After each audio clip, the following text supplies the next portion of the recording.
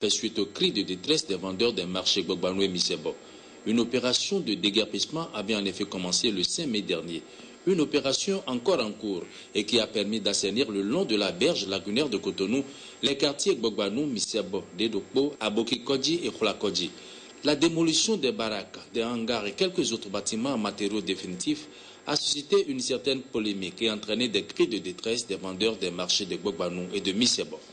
Selon le génie militaire et les responsables du ministère de l'Environnement, les vendeurs de ces marchés ont été bel et bien prévenus de l'opération.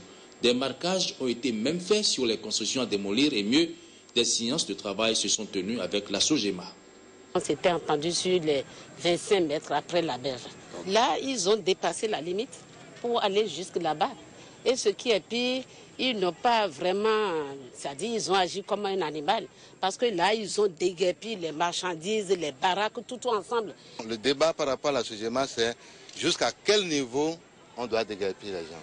Je crois que ce qu'on n'a pas réussi à faire, c'est de réussir, on n'a pas réussi à s'entendre sur jusqu'où on devait faire le déguerpissement. Du fait de l'occupation anarchique des berges lagunaires, la lagune de Cotonou est en train de se rétrécir.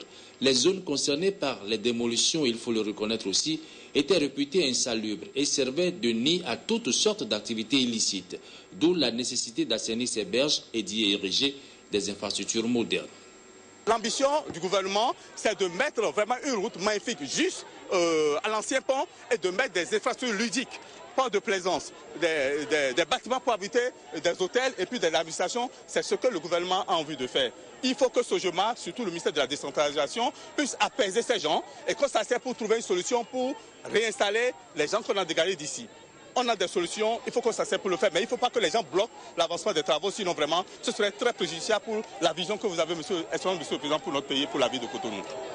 La nécessité aussi de trouver une solution aux problèmes sociaux engendrés par le déguerpissement a été une préoccupation partagée par les différentes parties. On va trouver des solutions qui vont permettre aux parties, disons, d'être gagnantes, parce que l'objectif du chef de l'État, c'est de moderniser Dantokpa pour que Dantokpa puisse accueillir le surplus d'usagers qu'il peut y avoir autour de Gbagbanou et de Dantokpa et en même temps de faire en sorte que la ville soit propre, soit belle, soit moderne. Donc c'est ça le sens de sa descente sur le terrain et la partition de la mairie sera jouée bien entendu.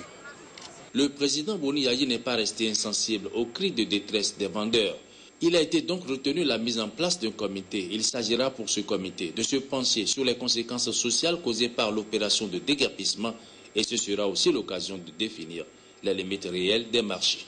Mon rêve est que nous puissions délimiter de manière définitive les frontières de nos marchés. Bon, nous avons aussi la responsabilité de faire en sorte que l'assainissement de nos villes et de nos campagnes soit véritablement une de nos priorités.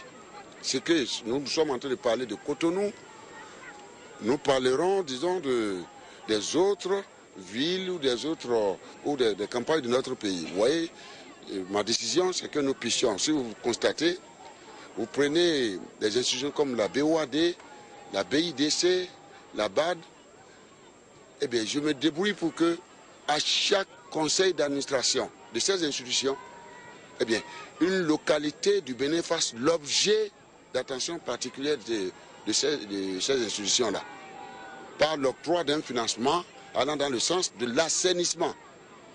Vous voyez, je crois la dernière fois, je voulais profiter de cette occasion pour féliciter notre institution parlementaire qui a ratifié l'accord de financement de la BOAD pour l'aménagement des villes comme Kétou, Chavourou, je crois Savert, et au prochain conseil de la BIDC, nous aurons, je crois, Boycon, Alada, Pobert, Sakété, etc.